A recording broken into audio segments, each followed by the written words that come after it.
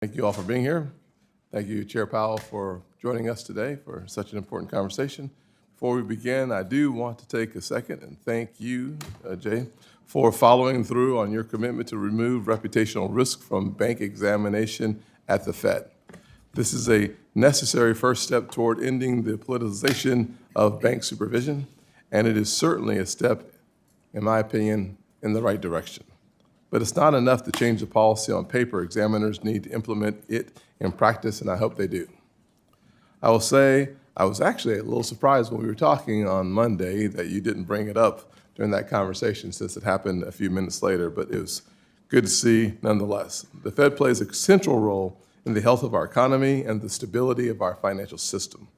But with that role comes responsibility to be accountable to the American people, to remain independent from political pressures, and to be transparent. Unfortunately, over the past few years, many Americans have lost confidence in the Federal Reserve.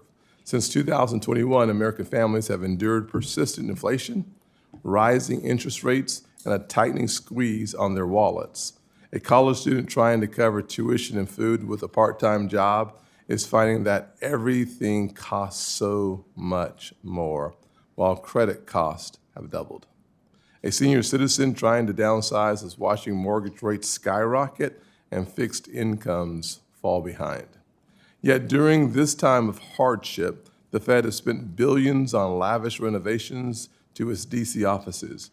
We're talking about rooftop terraces, custom elevators that open into VIP dining rooms, white marble finishes, and even a private art collection.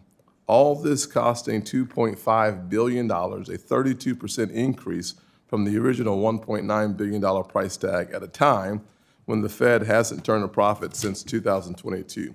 We can all agree that updating aging infrastructure is a legitimate need. But when senior citizens can barely afford Formica countertops, it sends the wrong message to spend public money on luxury upgrades that feel more like they belong in the Palace of Versailles than a public institution. At the same time, the Fed's role as an independent, apolitical institution is being questioned. The central bank joined a global organization to green the financial system under the leadership of President Biden, and only to exit it as soon as President Trump took office. That's not neutrality, that's drifting. Now let's turn to supervision at the Fed, which at times is unduly burdensome. The Fed must right-size the regulatory framework for banks to eliminate unnecessary burdens, especially community banks. I'm encouraged that the Fed is taking important first steps on capital, and I look forward to seeing what comes from the board's meetings today on revisions to supplementary leverage ratio standards. But more work needs to be done to ensure capital rules don't choke off access to credit for entrepreneurs and working families.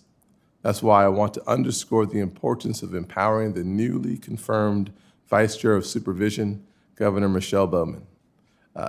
Governor Bowman has been a consistent voice for transparency, accountability, and just plain old-fashioned sanity. I expect her to lead on reform at the Fed, and I expect you as chairman to afford her the same stature as her predecessors. I look forward to hearing from you and your testimony. Ranking Member Warren, you are now recognized.